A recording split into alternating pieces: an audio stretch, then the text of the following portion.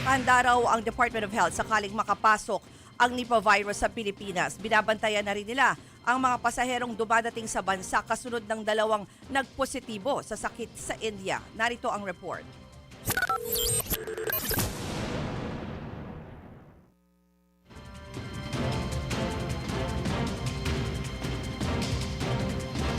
Isang sakit ang muling pinangangambahan. Yan ang Nipah virus. Nagpositibo dyan ang dalawang healthcare workers sa isang ospital sa India. Patuloy pa silang inoobserbahan. Handa naman kaya dyan ang Pilipinas? Ayon sa Department of Health, nagsasagawa na sila ng screening at monitoring sa mga dumadating sa bansa sa mga paliparan at pantalan. Pwede nilang sabihin ng isang eroplano or ng isang bapor pag napansin nila na medyo may kakaiba, hindi pa papasukin ng bansa natin yun. Para silang immigration pero for health. Ayon sa World Health Organization, ang Nipah virus ay galing sa fruit bats. Pwede ang makuha sa mga pagkain o inumin na nadumihan ng paniki. Posibleng maikalat yan sa taong na-expose sa virus sa pamamagitan ng direct contact. Ilan sa mga sintomas nito ay malatrangkasong sakit. Posible rin itong umabot sa pamamaga ng utak, pagkakomatos o pagkamatay. Wala pang bakuna para dyan. Dahil sa panibagong kaso nito sa India, naghihigpit na rin ang ibang kalapit na bansa, gaya ng Thailand na nag-set up na ng thermal scanner sa kanilang airport.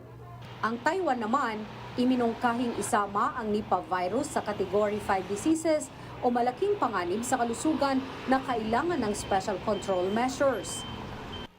Pero sabi ng DOH, hindi raw tayo dapat maalerto dahil hindi na ito bago. We don't see a need because we always watch our borders. Kilala natin siya, kaya nating bantayan. 2014 nang unang maiulat ang kaso ng Nipah virus sa Pilipinas sa Sultan Kudarat. 17 ang tinamaan doon dahil umano sa pagkain ng karne ng kabayo.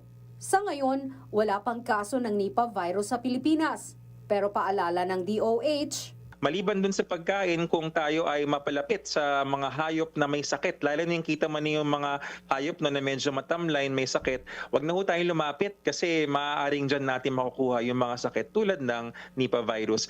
Nagbabalita mula sa Frontline, Margie Valdez-Bentulan, News 5. Mga kapatid, ako po si Ruth Cabal. Dito tayo sa totoo, dito tayo sa True FM.